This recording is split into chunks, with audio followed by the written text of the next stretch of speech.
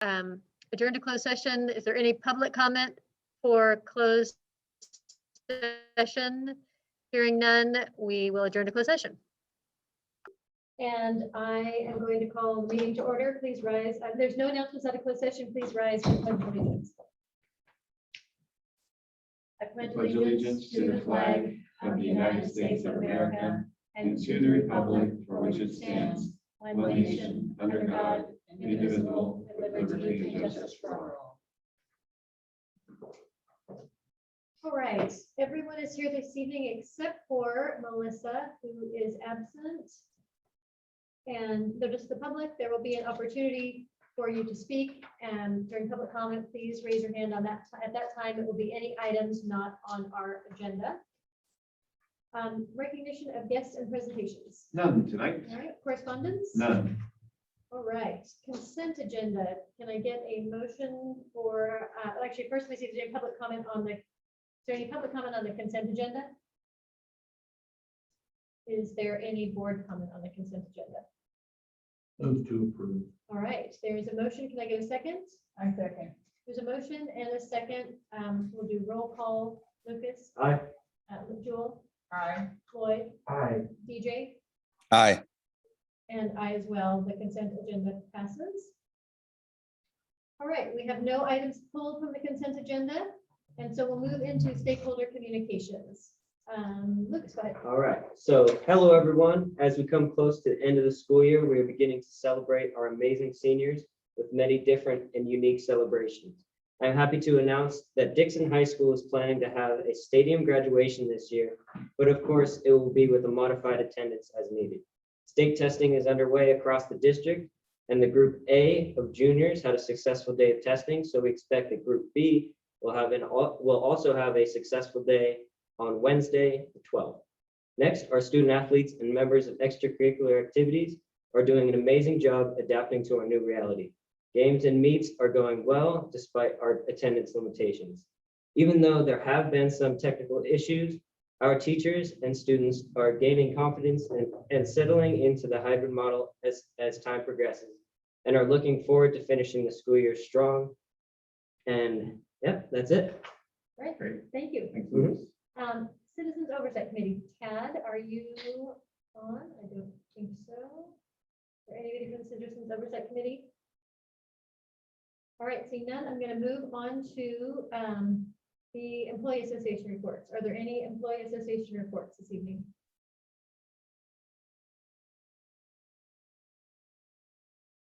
All right, seeing none, I am going to move on to Parent Association reports. Are there any Parent Association reports this evening?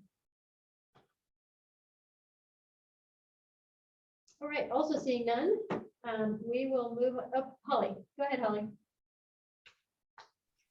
Hi, thank you.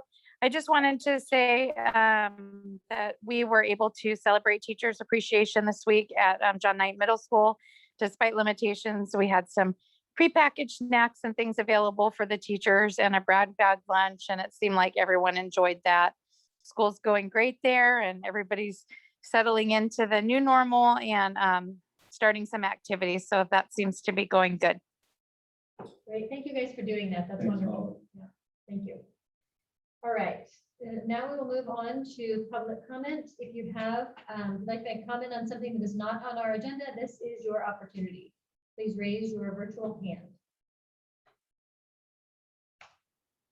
All right, seeing none, we will move on to our agenda, and I will just admonish everyone who has an item up this evening to keep it moving because we have a long agenda. So, Mr. Dolan, you may begin. Speaking of keeping it moving, That's right. Mr. Dolan will begin. Mark, can you set me up to share, please? We're following up tonight on our special meeting content of last week, where we went through a pretty extensive list of actions and services that have been proposed, feedback we had, et cetera.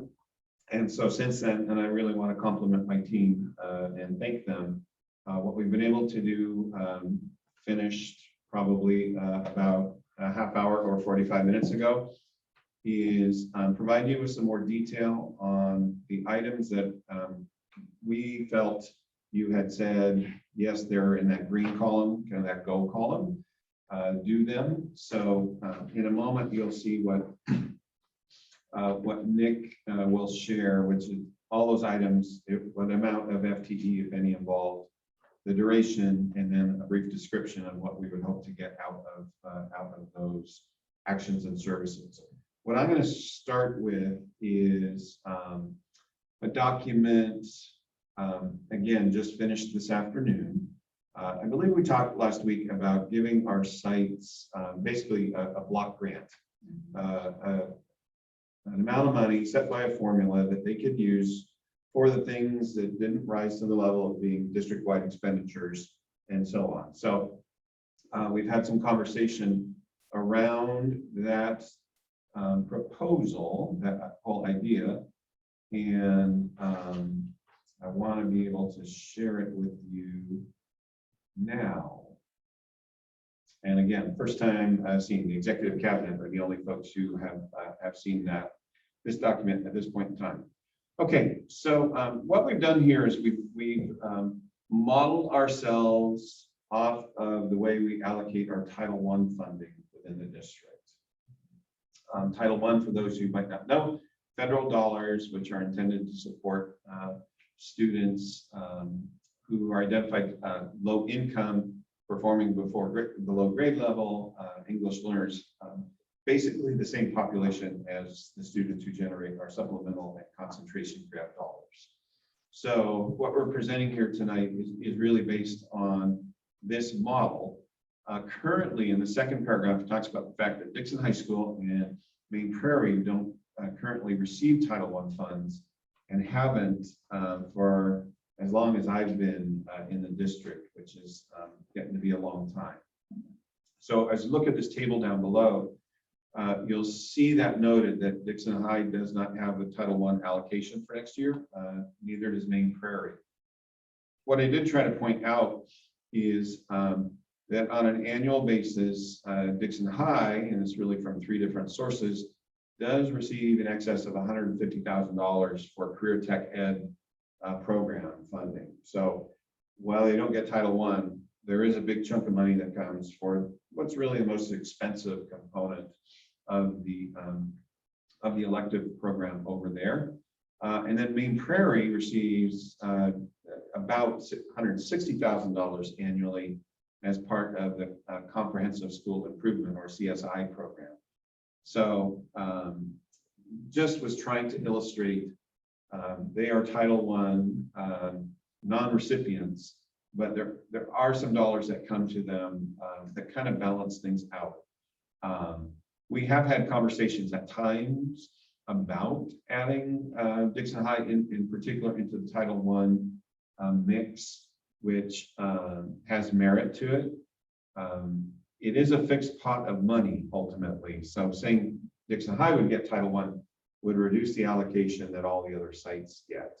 So that's why we haven't, it's not like if you say, hey, we want a Dixon High too, you receive more money from the feds. It's the same fixed pot. So the focus has been on the TK through 8th grade programs instead. Okay. So when you look at what this column here, the Title I allocations for next fiscal year, it's $459 per student, right? And so as we worked on this, we didn't feel that we could match that. And so decided on a contribution level of $250 per student. So that's about 54% of the Title I contribution. So it's a good chunk of money, we feel, and should allow the sites to do something. So let me walk through Anderson, for example. So there are 345 students who are Title I eligible at Anderson. And when you take that $459 amount and multiply it by the 345, that comes out to the $158,377. So 459 times 345 equals 158,377. And then this column, the COVID 21-22, takes that $250 times that same 345, and that gives you that total of $86,250. So next year, between Title I and COVID funding, Anderson would have an allocation of $244,627. So you can see it did the same thing for all of the sites. Take your attention. I left the community day school in, even though that program was eliminated through layoffs earlier. We kept it here just to kind of hold the money, and you see it's less than $5,000. You see the Dixon High approach does not have Title I, 503 students, so that's how we got to that $125,750. And I need to double check the number. Main Prairie was around at CVED's time around 60 students, Title I eligible. That number might be a little bit higher. And again, at that $250 per student, $15,000. So you can see that the contribution from the COVID funds for these site grants for next year, $435,750. And when you match it up with the Title I funding, which again is driven by forces beyond us, you can see that sites, generally speaking, do have a lot of money relative to other years to be able to expend. A couple of points I want to make at the end here. We've decided to do this, well, I'm recommending to do this for just next year, and then have a process to review and consider what we would do for 22-23, and get that finished by March 1st. Couple of factors in play there. One is the number of students who are Title I eligible every year changes. There's also the fact that the Title I funding changes from year to year as well. We're actually right now forecasting a decline in Title I funding. So it might be that we would be looking at actually potentially increasing for 22-23 what those site grant dollars could be. So holding off would allow us to respond to the current conditions next late winter, early spring, we feel. The other concern I want to just share is sometimes sites have a hard time expending all of their Title I dollars. And by not determining an allocation for 22-23 right now, my thinking is I want to see how they spend the money this year, right? If you know they have a hard time spending the money, I don't want to pile more money on top of that. You know, this is new, it's pretty late in the game to receive money like this and be ready to spend it starting in August. So there are some conditions which will make it difficult for the sites, I think, to expend their dollars. But I think we want to say, here's the money, let's see how we're going to use it before we grant more, okay?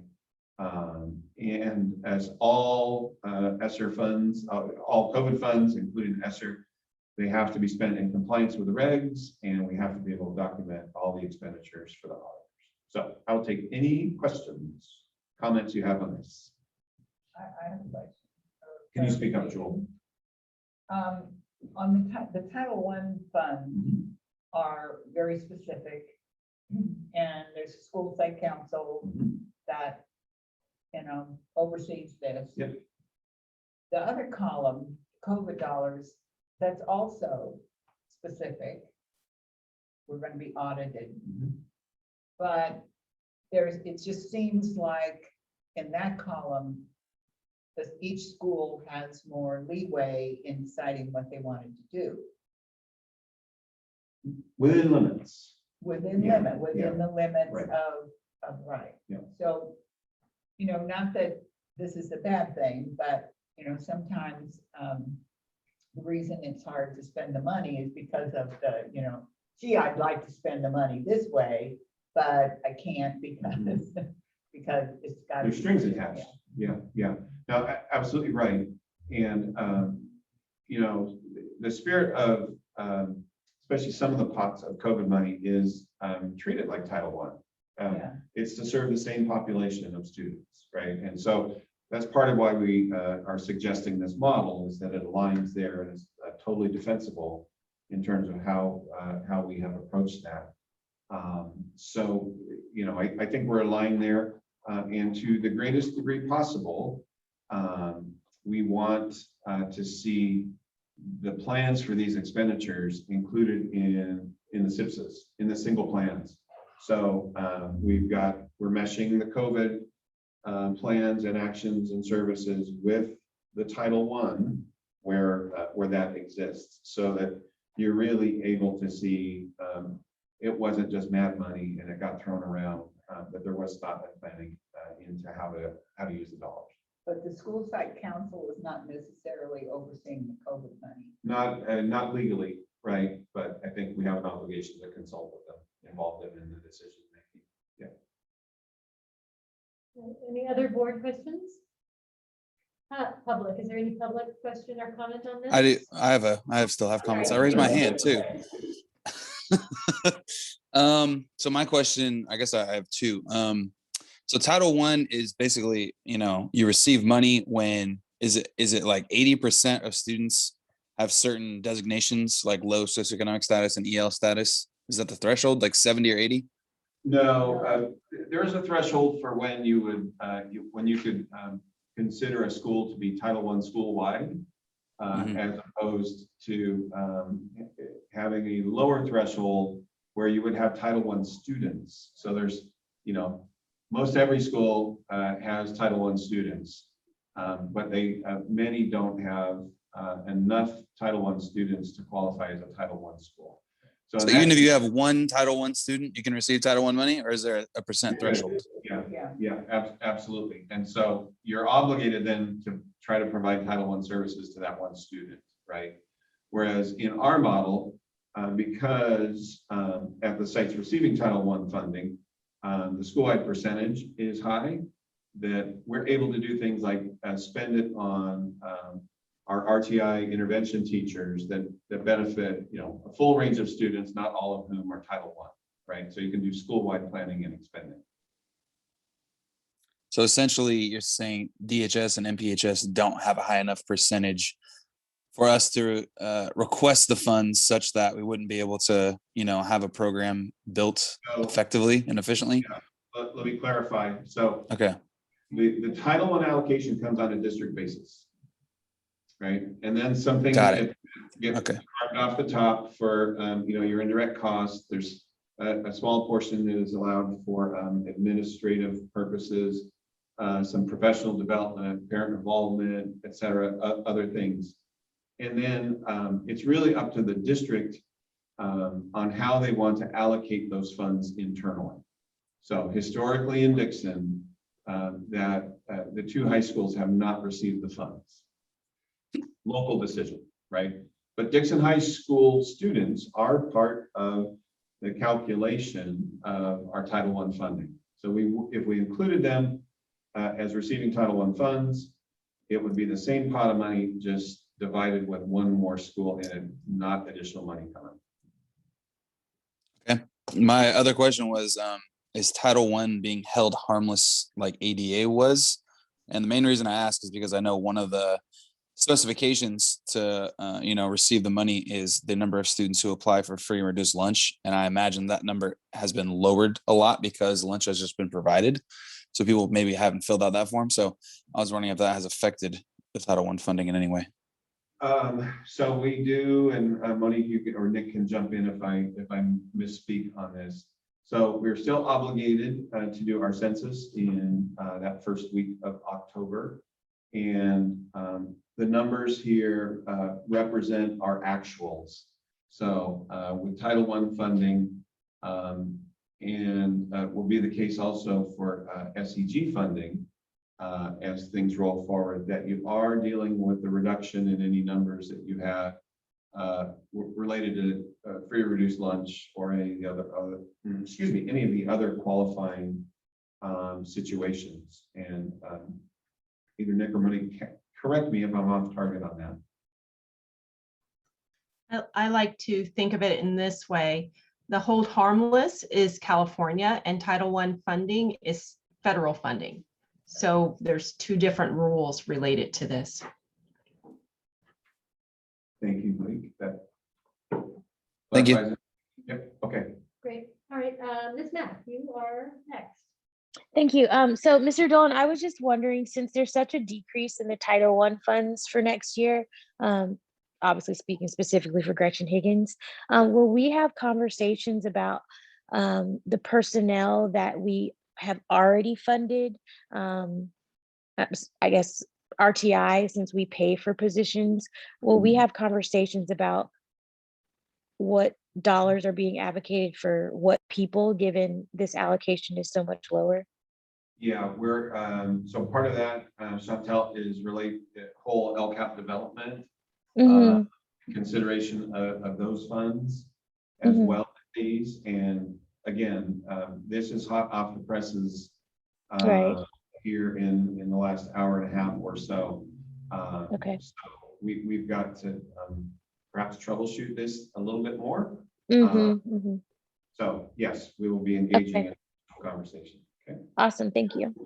Thank you. Kathy, go ahead. I'm sorry, just because I don't know these things, I'm wondering if you could, what's the legality of having Title I kids, for example, at the high school level, who don't get any Title I funds? Is there an issue? Is there any sort of concern about that? I mean, we have a lot of students at the secondary level that don't seem to get any of those funds. I'm just wondering if there's a legal issue to that. We just had our FPM, our Federal Progress Program Monitoring, and we did not have any compliance issues with regards to how we're using Title I, and those folks come in and fine tooth comb it, Kathy. So Great. Okay. Thank you. okay, thanks. All right, any other public comment on this item? All right, seeing none, you do not want any action from this. evening, No, just- we'll tinker with this some more. It would be involved. It would be in the budget development process. So that's where we'd be able to give you a final version on this. But really tonight, want to get you the structure of it, and we'll play with the numbers as we see fit. All right, Okay. great. Then we'll move on to item number 2, John Knight Middle School renovation project. Oh, actually, sorry, Nick has got some stuff to Okay, share as well. Nick, go Sorry, my bad. Yes, that was that part of it. I was happy to move along, Brian. So was the attendees. Yes. So just in keeping with the spirit of what Brian was talking about, a check-in from last week, just wanted to spend a little bit of time showing the board and community where we are with some of those items that we identified as items to move forward with, specifically around staffing, since that is something we definitely need to get on here as the year wraps up to make sure we have the right people in seats as we go forward. So I'm going to share my screen. So those of you who were at the special board meeting, you remember we had 3 different columns. We had the column for things that we were wanting to move forward with, some ones we were having conversations around, and then items that we were moving away from. What you see here tonight is just that quote green column. So what we consider our go list at this point of things that we think we want to move forward with, but fleshed out in a little bit more detail.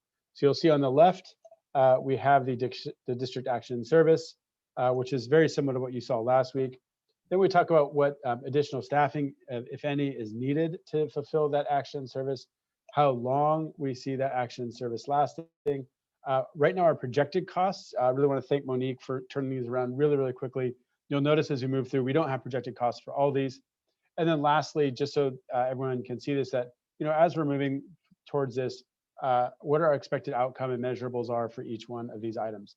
So as Brian and I talked tonight, again, in the spirit of a long or a sizable agenda tonight, we're just going to pay attention to the items that require some additional staffing. And those are in this really beautiful mustard yellow color. Not sure why I picked that, but that's the ones we're going to look at. If you could enlarge that, Mr. Germani. Absolutely. People like myself. No problem. Thank you. All right. So this first one right now is that we're looking. So this piece here is looking to expand the intervention program in elementary. And right now, a projected 3 FTE increase. I should say one more thing. Sorry.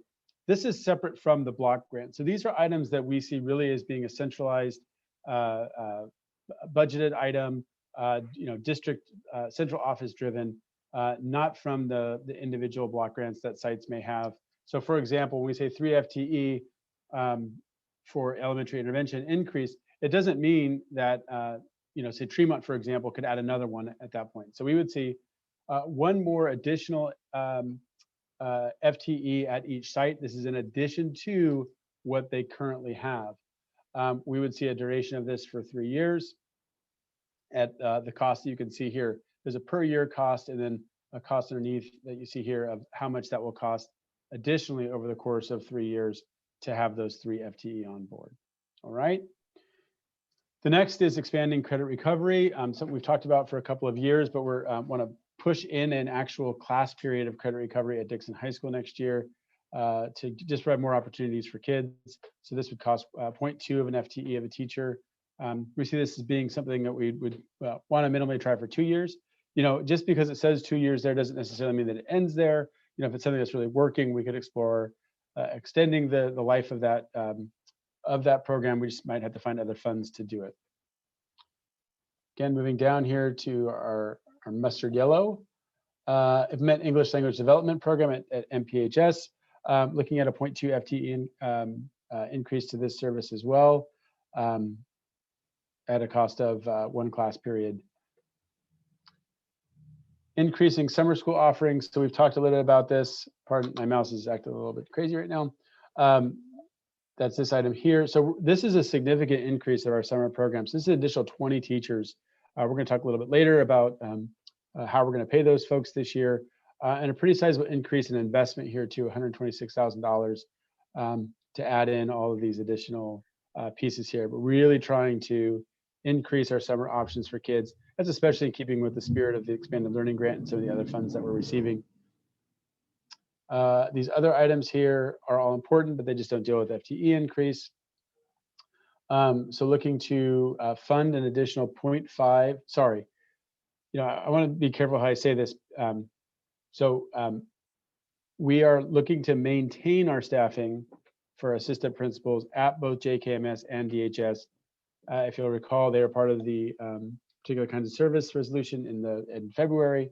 So this 0.5 at JKMS and 0.5 at DHS is actually to keep 2 full-time APs at Dixon High School and 1 full-time AP at JKMS. This is requiring us to change some job descriptions, which you'll see.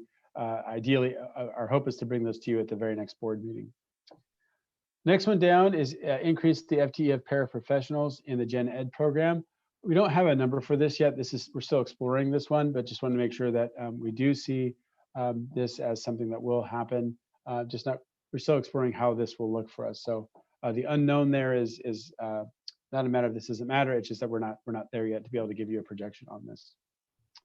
Continue to explore down to expand tutoring opportunities at DHS and JKMS. Again, still exploring the model on this and how that might look. But we're anticipating perhaps a 0.4 FTE increase there, plus some additional tutoring time. Currently, we've hired students to help staff our tutoring, both Dixon Unified students, but also students from UC Davis to help us do that. So part of how the program design will happen will indicate what this will cost and the exact number of folks that we'll have.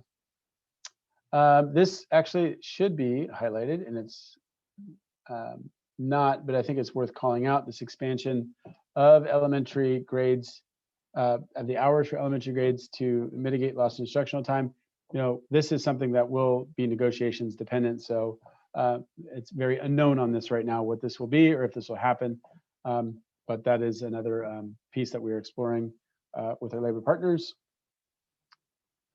So this is one that we talked about last week that was in the yellow column, and right now is something that we're still actively exploring.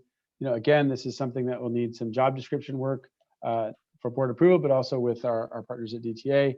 But this academic counselor position for At Promise Youth, this would be a 1.0 position over the course of 2 years, really with a focus to reach our students who are who typically kind of fallen through the cracks in our middle school and early high school, with the goal of making sure that they graduate college and career, first that they graduate and 2 that they graduate college and career ready. So kind of a cohort-based model. More to come on this when we actually bring the job description forward to you. We see a lot of potential here with this particular program and ability to expand our counseling services for our students. And that is it from the from the FTE edition for goal 1. Brian, do you want to do goal 2, or would you like me to go ahead? No, keep rolling, Mr. G. All right, so goal 2, if you all remember, is our engage all students in social, emotional, and behavioral learning, which ensures safe, healthy, and culturally responsive schools. So based on the feedback we got, really from all stakeholders at this point, is that mental health continues to be a high priority for our stakeholders.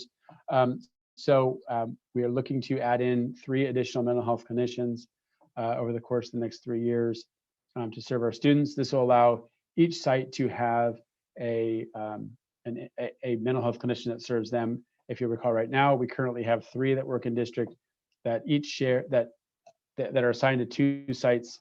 I think the nicest part about this is that right now our mental health clinicians are doing great work.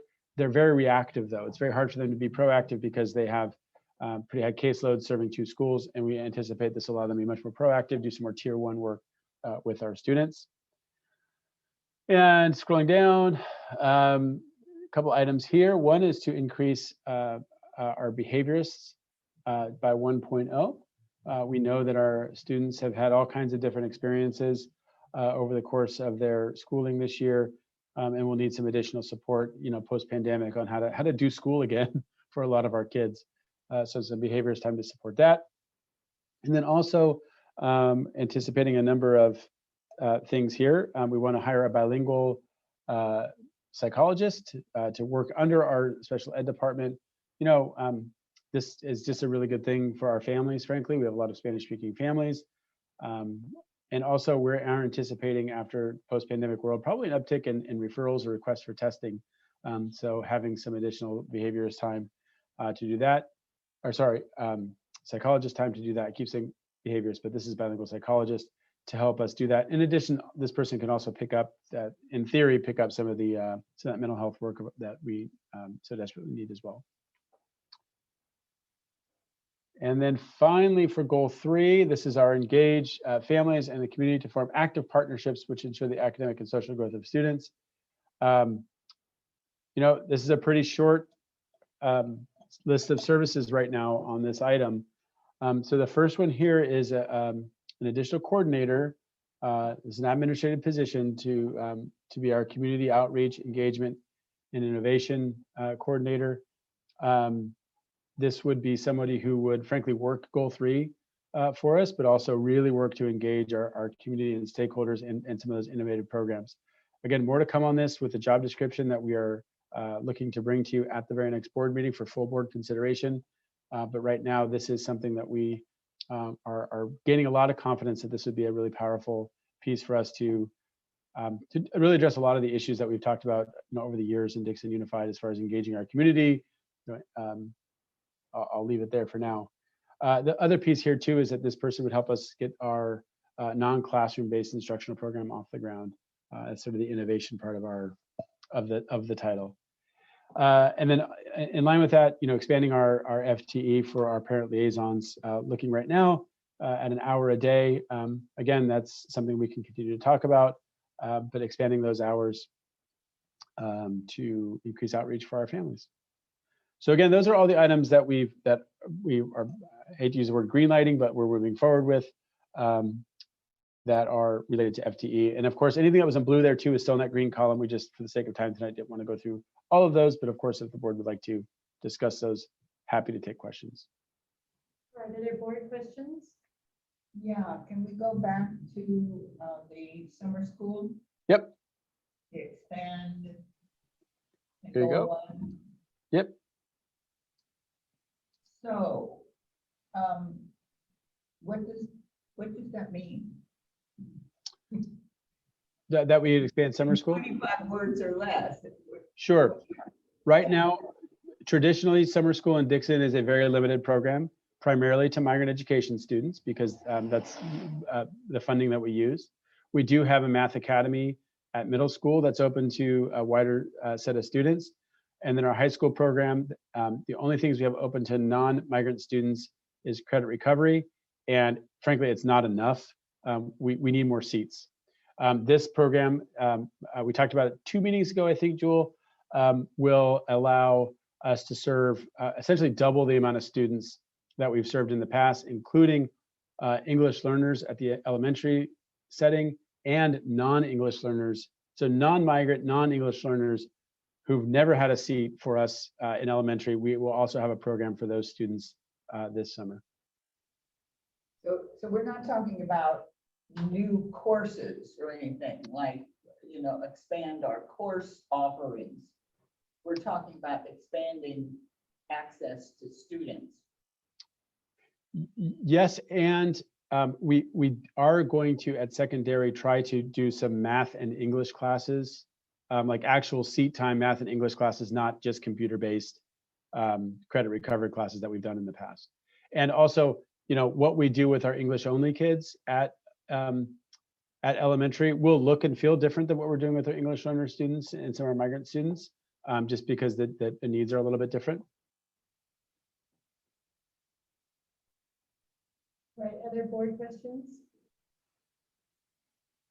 I had a question, Nick, on the ones where we are adding a full FTE, and there's a salary. I think there's like a couple of them on there. There's a salary, but we don't add in benefits, the cost of benefits in there. I can see why we wouldn't do it with part-time, the additions of part-time, but is that a cost that's not reflected, or is that a cost that's picked up somewhere else?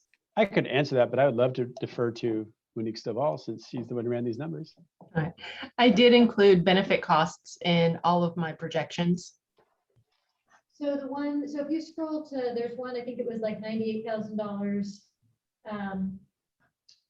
for a 1 FTE position. Behaviorist, maybe it's the behaviorist. Is that school psych?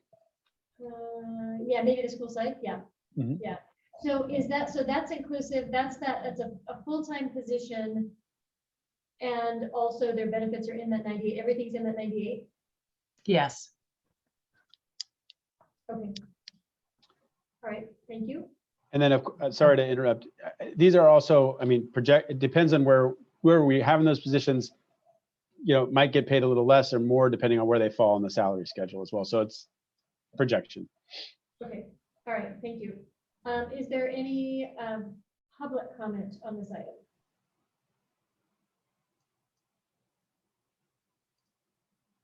All right, seeing none. Is there any other presentation on this item?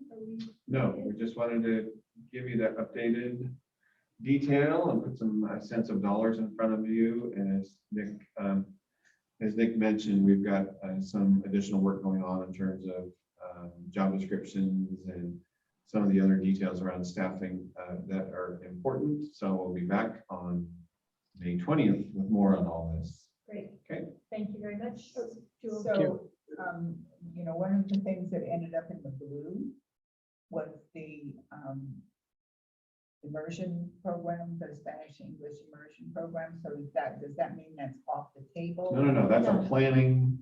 It's a planning year. 21-22 is the planning year Okay. for that, right? Okay. Yeah, Absolutely. so everything on there is in the green. Yes. Yeah, It's yeah. in- Yes, it's in thank process, you. yeah. Yes, that's a Yeah, so better way to everything up capture there it, yes. on the green, we're Yeah. good. It's just for time and everything, we had to cut it down, right? Yeah. Okay, cool. Thank you. And I'm just gonna, before we go to the next one, I'm just gonna remind everybody one more time that we have 14 more items to go. So presentations need to be shorter. Go. Because we're at 7 hours at that point, and I won't be here 7 hours from now. I'm just giving you a heads up on Thank that. you. So, yeah, Sounds so good. number. My two- camera will be off if it takes that long. Yeah, exactly, yeah. That's the lengthy one. Here we go. Lee's gonna rip through these. All right, number 2, John Knight Middle School renovation project, architectural engineering services, LPA. Yep. Welcome, Lee Coop from School Site Solutions. Thank you, Superintendent Dolan. Good evening, members of the board, Superintendent Dolan, other staff, members of the public. As Superintendent Dolan said, my name is Lee Coop with School Site Solutions. We assist the school district with facilities. This first item is, and actually the next 2 items after this are board ratifications of increases in architectural service contracts for the architectural firm LPA for the JKMS renovation project and for the window and kitchen project. I would, I guess, apologize on behalf of the project that these are ratifications coming to you after the fact. Normally, we would try to get these to you ahead of time. They somehow inadvertently did not get on an agenda in the past. So this is work that's been happening already. This first one is for a smaller amount, $8,500. It's an increase for the fire sprinkler engineering work that had to happen. That was an increase in the hallway between wing A and B. And so brings the contract to a total of $1,383,015. And I would take any questions or ask for approval. All right, are there any questions on item number 2, the contract for architect engineering services in the amount of $8,500? Any board questions or comments? Nope. All right, any public questions or comments?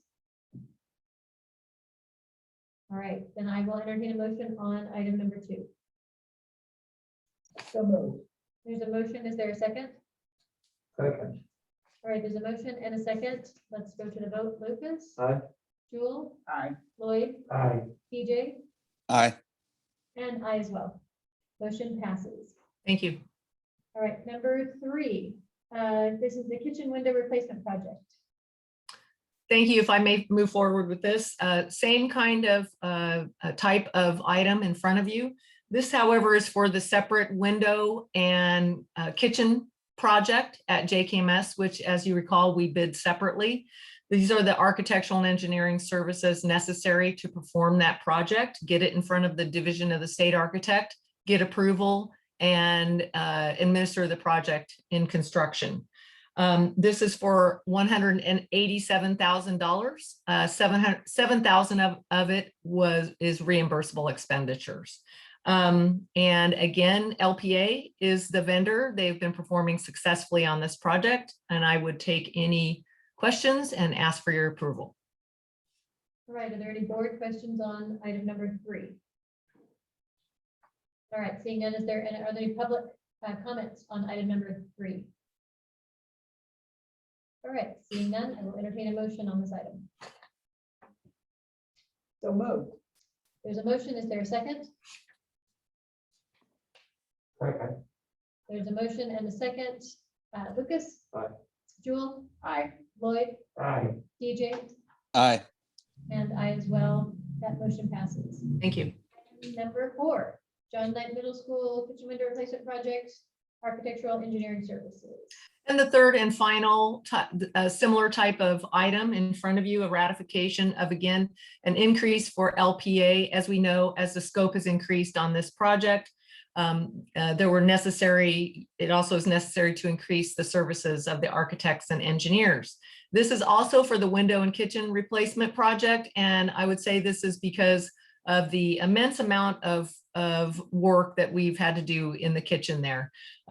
Well worth it. A lot of engineering work was needed. This was is in the amount of $75,000. So with the item that you just approved, $187,000, increase that by $75,000, and you come to a new contract amount of $262,000.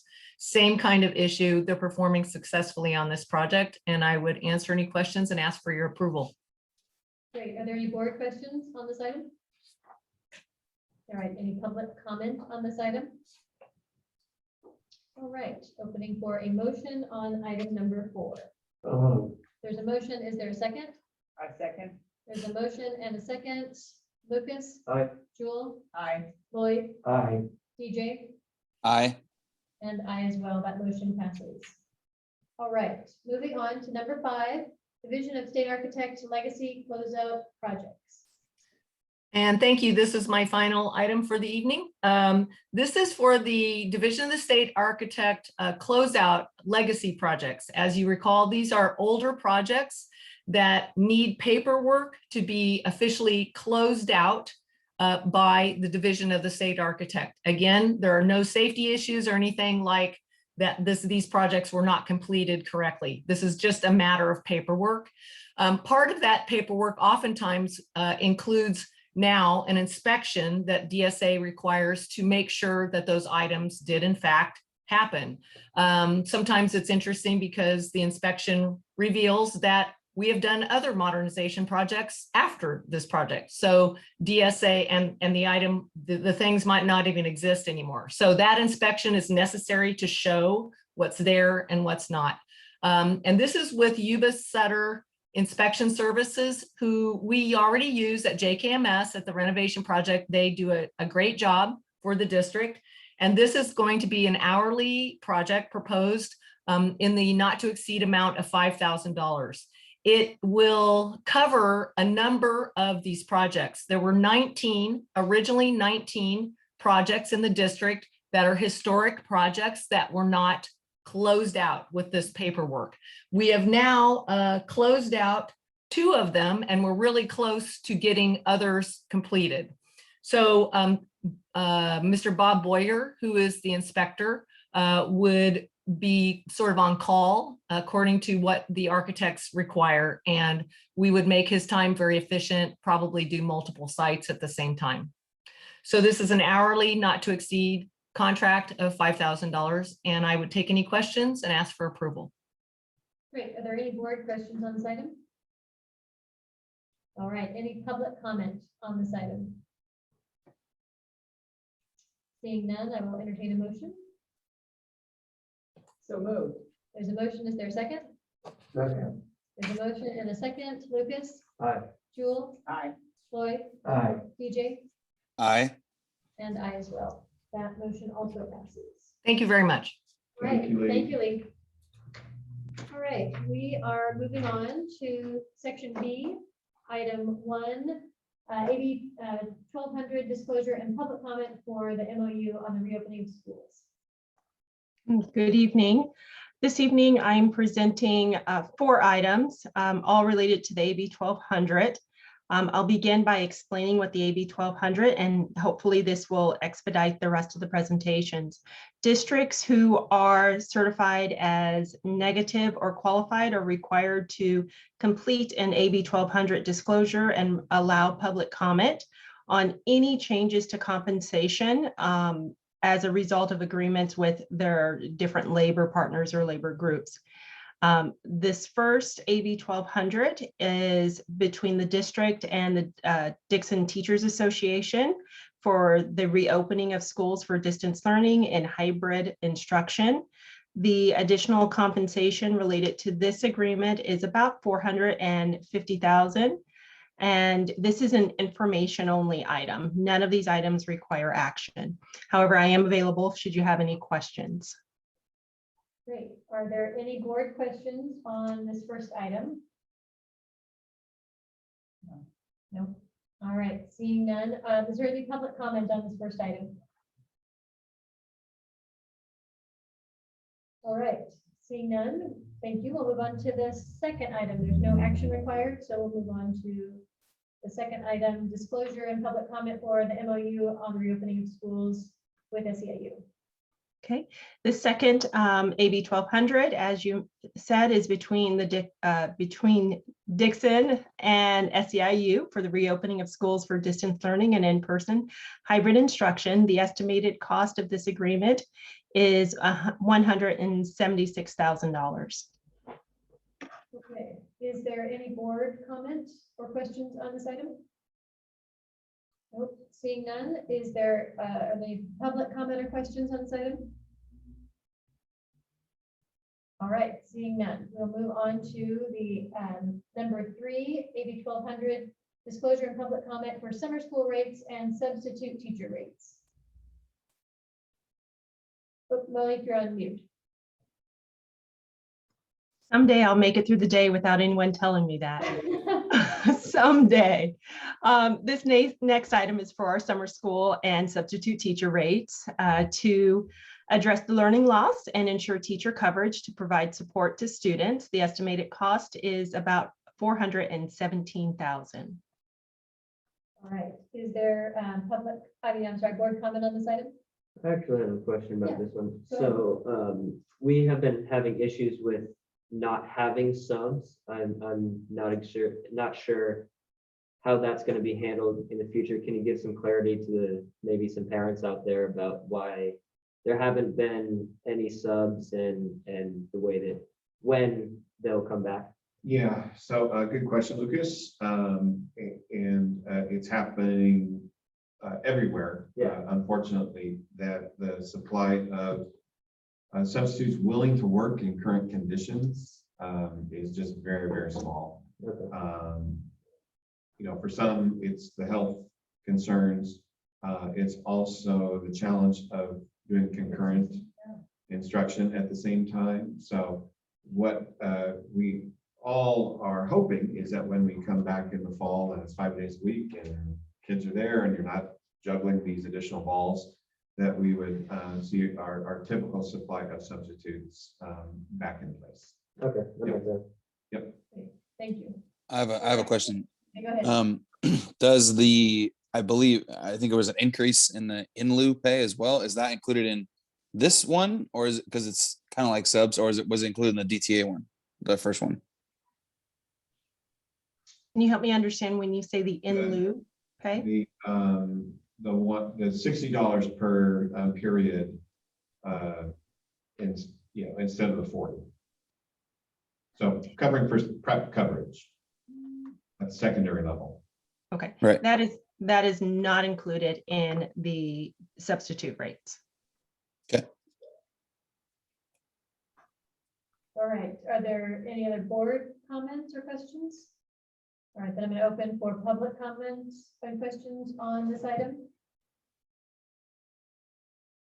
All right, seeing none, we'll move on to item number 4, the AB 1200 disclosure and public comment for the reopening schools related to all unrepresented management and confidential employees.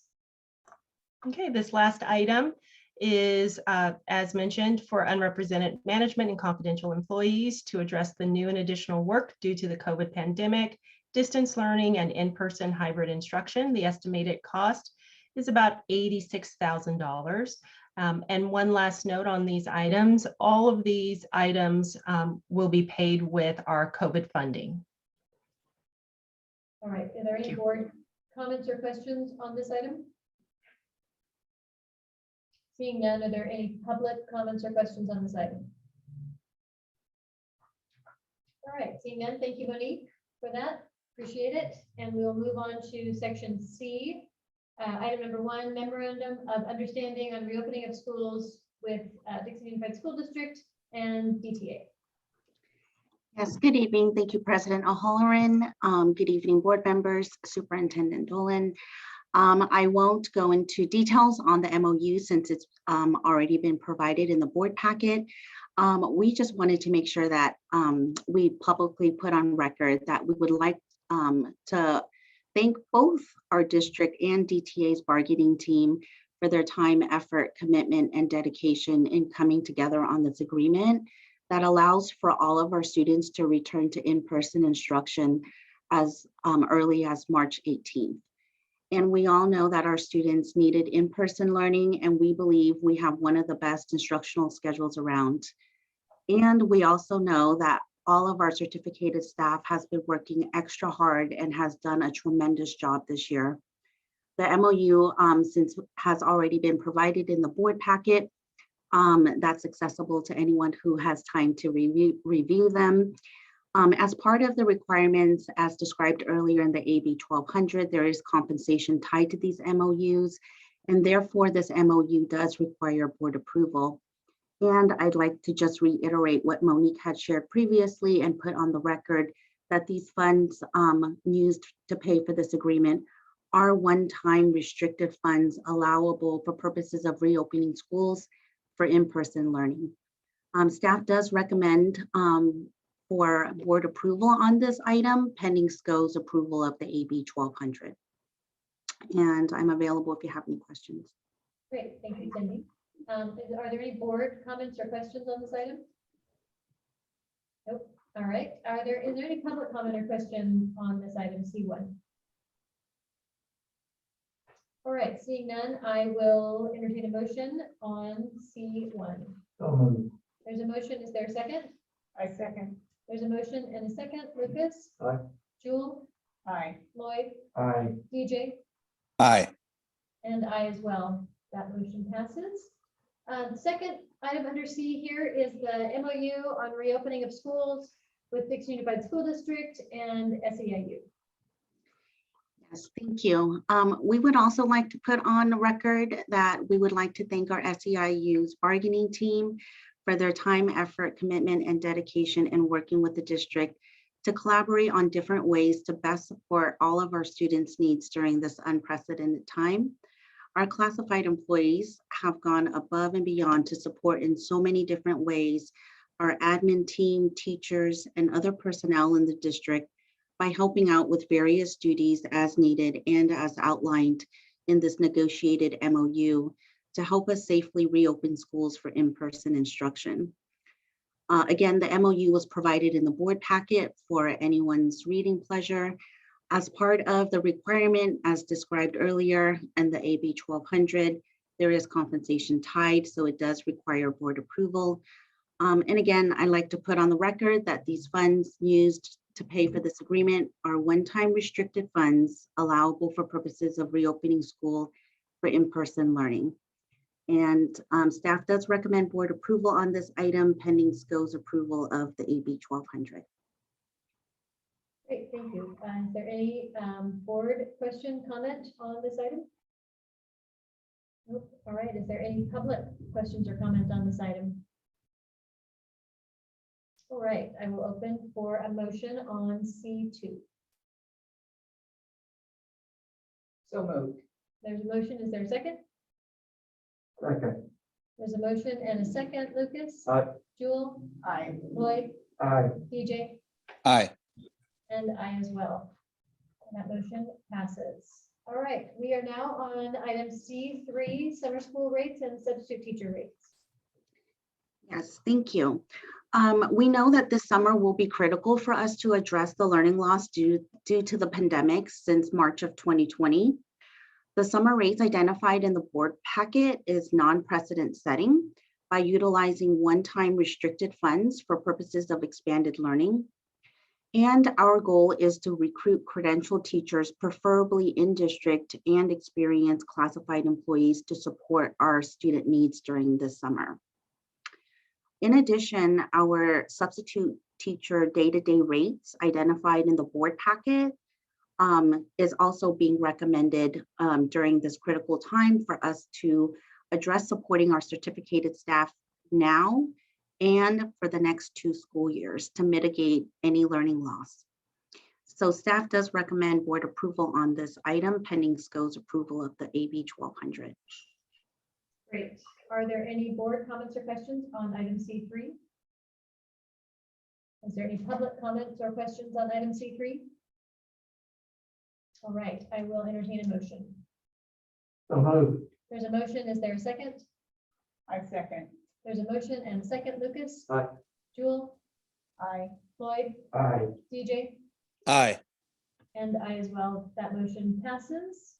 Thank And you. we are on C4, reopening of schools related to all unrepresented management and confidential employees. Thank you again.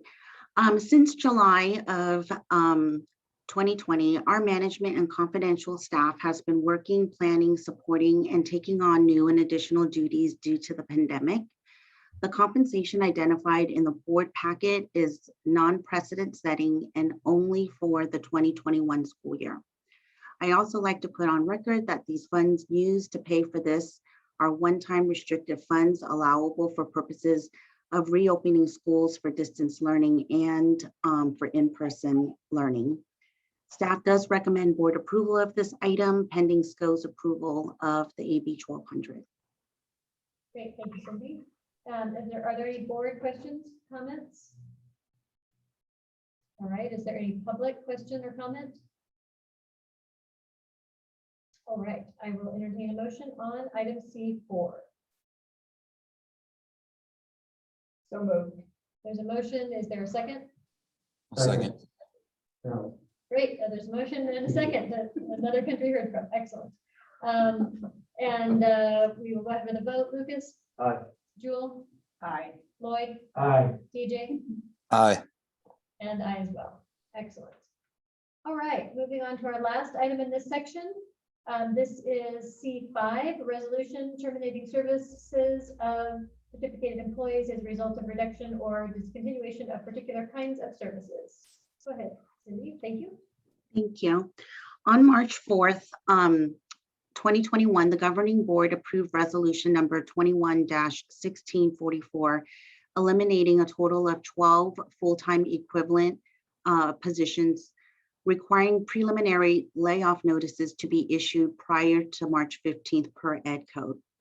With known attrition at that time, the district issued 10 full-time equivalent preliminary layoff notices out of the 12 that was authorized.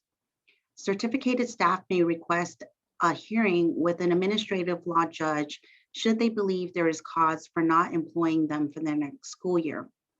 The district received 2 requests for a hearing, and the hearing was scheduled for April 13th. Prior to the hearing date, the parties stipulated that there were no disputes in notices being issued to those individuals. Attached to the board packet is the stipulation, including Exhibit A, with employees identified that are scheduled to receive final layoff notices, as well as the agreement outlining the employees' reemployment rights. As new information and attrition becomes available to HR on an ongoing basis, the district will continue to evaluate those vacancies and rescind as many layoff notices as possible. This can happen at any time, including after tonight's board meeting, if there are known vacancies for next school year. Ed Code 44955 does require school districts to issue final layoff notices by May 15th. What is attached in your board packet for this evening has changed since, and I'd like to suggest that with new information that was received recently prior to tonight, in Exhibit A, which identifies the 10 employees that would be scheduled to receive final layoff notices, I'd like to recommend to the board that we pull number 4, Elena Halter, and number 7, Samantha Nunes, from Exhibit A as part of the recommendation for the board to approve tonight. So ultimately, there would only be 8 final layoff notices that would need to be issued prior to May 15th, unless there's any new information that comes into HR after tonight's board meeting. All right. This is a resolution, so I'm gonna open for public comment, for a board comment and a public comment, and then we'll do like we do for everything else now, roll call vote. But let's remember that the motion is going to be on the 8 notices and not the original 10. So is there any board question or comment on this item? So it's technically 8 notices, but it's only for 6.8 FTE. I don't know if I did that math right, but I just did it quick. 1, 2, 3, 4, 5, 6, 7.4. Okay. Is there any other board questions, comments? Is there public question or comment? Seeing none. All right, and Lucas, I know you don't want to vote on this. I one, abstain so- from this one. Yeah, so we will start with Jewel. Oh, I'm sorry, there's not a motion. I didn't do a motion. Is there a motion? On this, I move. all right, there's a motion. Is there a second? A second. Motion and a second, great. And now we'll start with the roll call vote. Jewel, Aye. Lloyd, Aye. DJ, Aye. and I as well. That motion passes and the resolution passes. All right, thank you, Cindy, for your Thank you. presentations. I appreciate it. Thanks.